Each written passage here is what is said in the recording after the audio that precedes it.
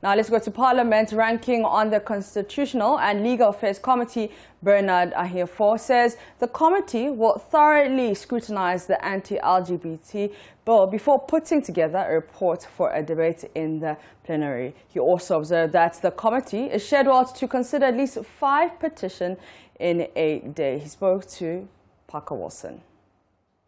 Had a meeting, a preliminary meeting, and at that particular preliminary meeting, we came out with a roadmap. Based on the roadmap, we'll be able to take at least 5 memoranda a day. 5 memoranda a day.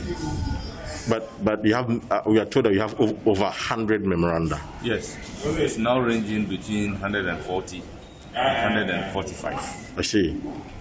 And I want to know, I know the Christian society, the Muslim community, they're almost saying the same thing. Is there a possibility where you can merge some of the memos? Well, for us, we are into listening to everybody, unless there is a particular group who will come before the committee or send a note to the committee that the points that I want to canvass, as a matter of fact, has already been canvassed by another group. Therefore, there wouldn't be any need for that particular group coming before the committee to make the same assertions. Based on that, we are in to give a hearing to everybody in order not to breach the natural justice. But you don't anticipate that when some memos are almost of the same structure, you are going to merge it? Well, we have planned to listen to everybody. The issue of this merger is not coming from the committee, and it's not the committee's standpoint of view. So we will take at least 5 every day, and then we'll finish with all the 140 to 150 memoranda that the committee has received. Well, regarding the number of memo that we have received, we program at least 5 a day. Yeah. We may do more than 5 a day, so it's difficult in the circumstances given a time frame. We want to do a good law for Ghana. So when it comes to lawmaking, we must be patient, go through the rudiment of the game. I do not believe in a rush to make law in a rush. No, you are making a law, and you need to look at the law from a long-term perspective, not to rush into making the law, and soon thereafter you are coming to have that particular law amended.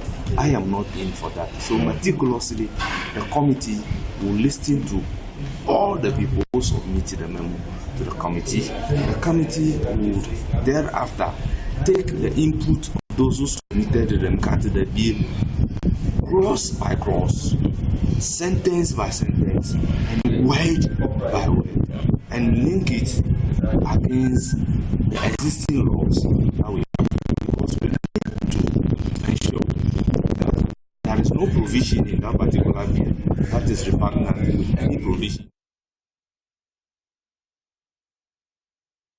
Let's go to Parliament now. Kwesi Parker Wilson joins me live for an update.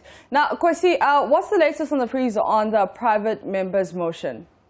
Right, so, Mavs, you know that the minority has filed almost about 6 private members' motion asking the House to set up a bipartisan committee, one to investigate the president over the use of chartered flight, others to have been the investigation into the COVID expenditure.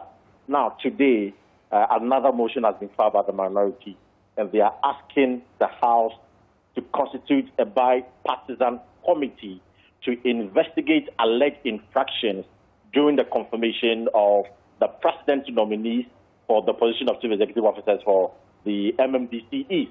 And now, you recall that somewhere in Cape Coast, Dwaboso, Bibiaso, Ahiafo, and other places, there were some infractions. In fact, there were places where, in fact, at Kumewu, for example, the member of parliament was actually prevented from the assembly hall from participating in the voting process.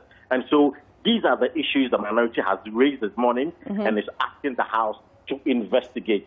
Now, just a while ago, the second Deputy Speaker of Parliament announced that the date for the budget presentation has been rescheduled from the 15th to the 17th of November. So that is the latest update now. So we're expecting the budget presentation on Monday, which is the 15th of November. But now there has been a communication from Parliament that there's no more on the 15th, but rather on the 17th of November, which is next week, Wednesday. All right, thank you so much. That is my colleague, Kwesi Parker Wilson, giving us an update of what's been happening in Parliament.